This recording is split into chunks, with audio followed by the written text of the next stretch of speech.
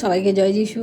আমাদের মহান প্রেমময় পিতা প্রভু যীশু খ্রিস্টের নামে আমি সবাইকে স্বাগত জানাই। আসুন আমরা ঈশ্বরকে ধন্যবাদ করি, তার নামকে উচ্চীকৃত গৌরবান্বিত করি, কারণ তার একটি নতুন দিন তিনি আমাদের জীবনে যোগ করলেন। তাই আসুন আজকের এই সকালে আমরা ঈশ্বরকে ধন্যবাদ সহকারে তার বাক্যপাঠের মধ্য দিয়ে যাই।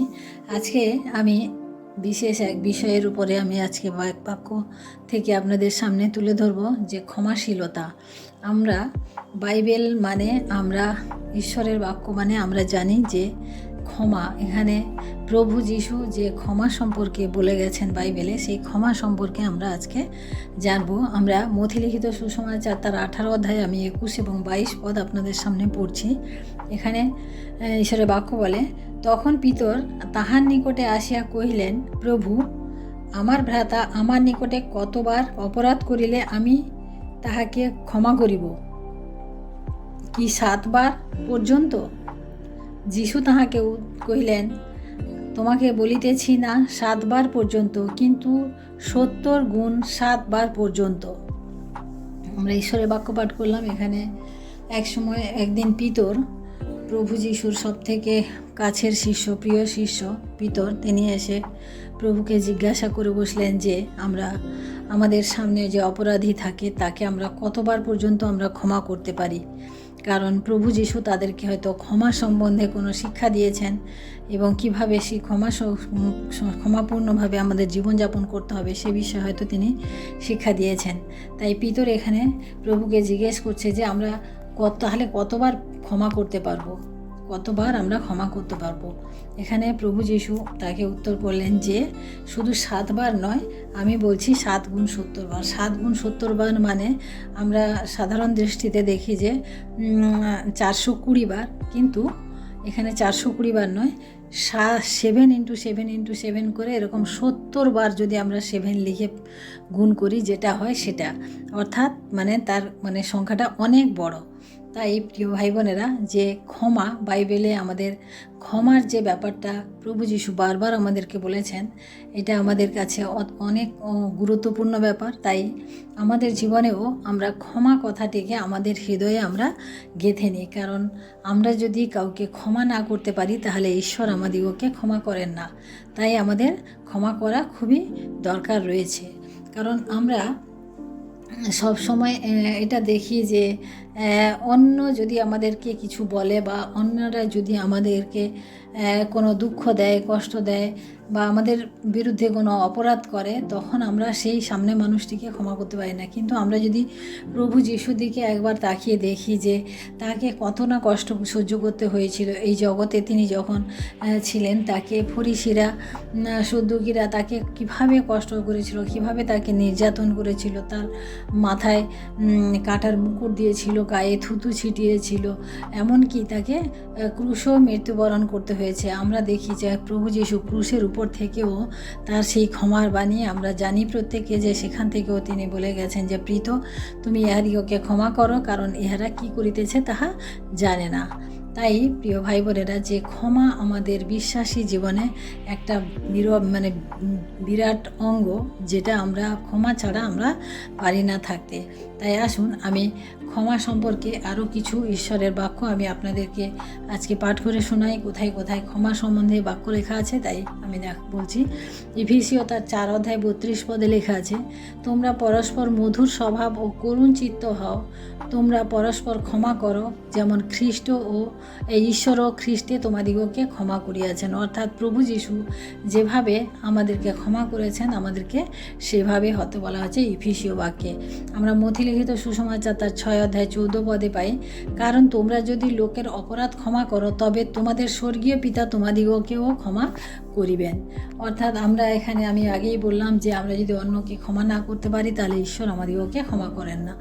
আমরা কলসীয় তার 3 অধ্যায় 13 পদে দেখি, পরস্পর সহনশীল হও, এবং যদি কাহাকেও দোষ দিবার কারণ থাকে তবে পরস্পর ক্ষমা করো, প্রভু যেমন তোমাদিগকে ক্ষমা করিয়াছেন তোমরাও তেমনি করো।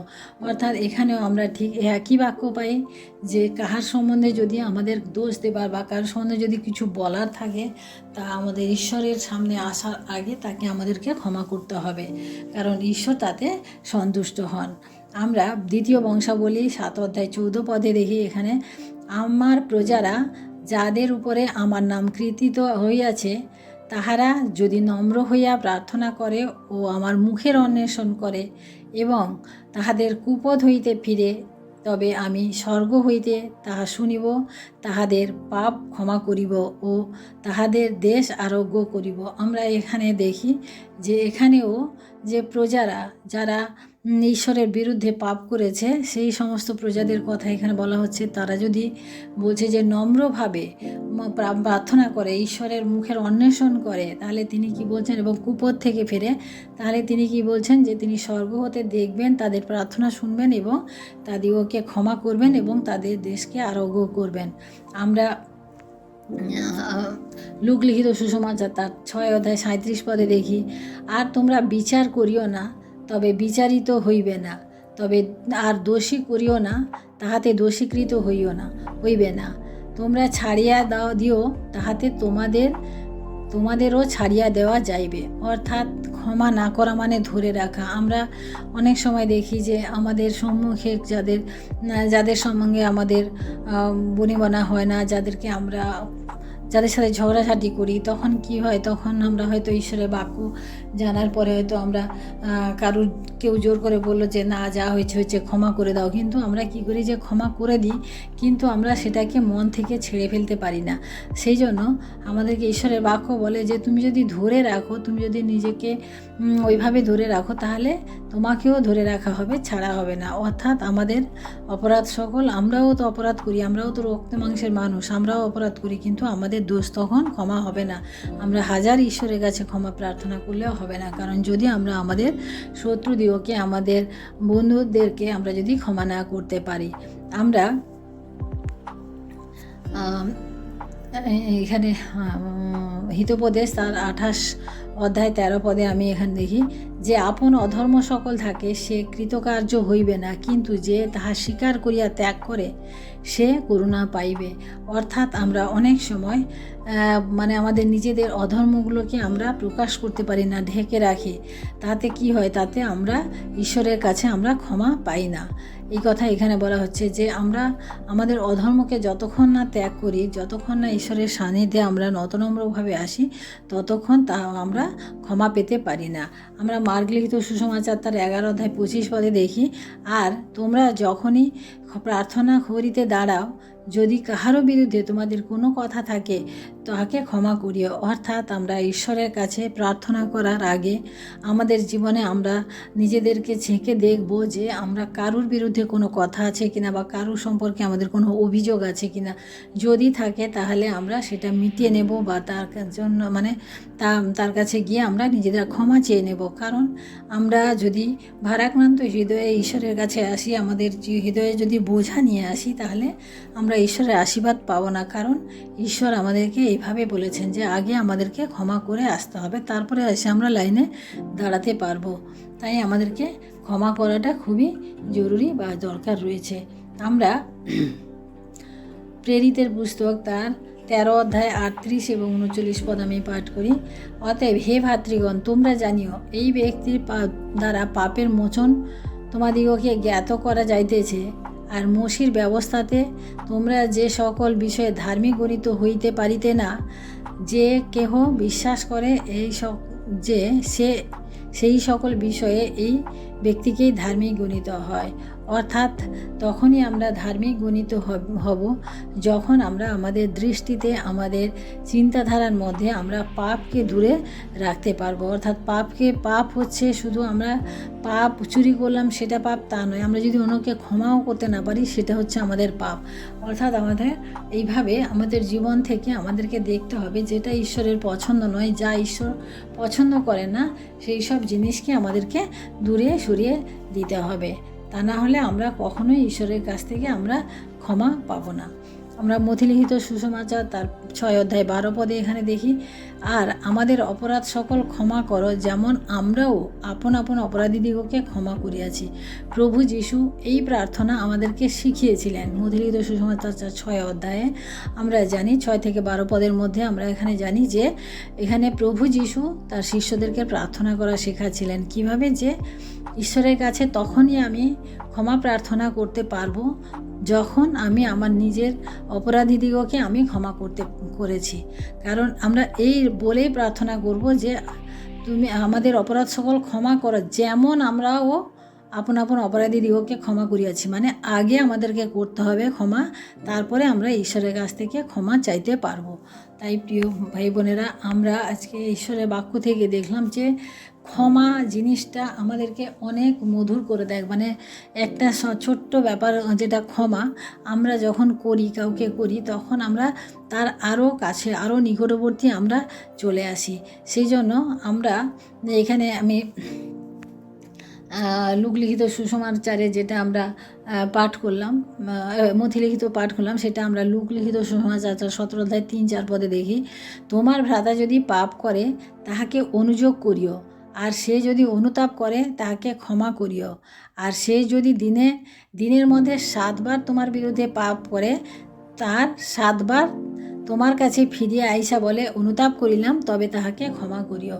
অর্থাৎ আমরা জানি যে মানুষ যখন আমার সামনে খারাপ কাজ কেউ করে তখন আমরা যে বিরক্ত হই বা সেইটা সম্বন্ধে আমাদের মনে একটা প্রশ্ন আসে যে এটা কেন করলো, কী করলো, আমরা জানি করতে পারি। আমরা তখন থেকে আমাদের মনে একটা অনুযোগ তৈরি হয়, অনুতাপ তৈরি হয়। তখন আমরা কি করি যে সামনে মানুষটাকে আমরা ক্ষমা করতে, যে ও এরকম করেছে, ওর সাথে এরকম করেছে বা এই কাজটা করেছে, হ্যাঁ ওর সাথে আর মিশবো না, ওর সাথে আমি আর কথা বলবো না। অর্থাৎ আমরা তাকে সহজভাবে মেনে নিতে পারি না। কিন্তু প্রভু যীশুর বাক্য এখানে বলে যদি সে কোনো সময় অনুতাপ করে যে না আমার এটা ভুল হয়েছে বা আমি এটা ঠিক করিনি, তখন কিন্তু আমাদের ক্ষমা করে দেওয়া উচিত। কারণ ক্ষমা যদি আমরা না করি তাহলে আমরা ঈশ্বরের দৃষ্টিতেও আমরা ক্ষমা কখনোই পাবো না।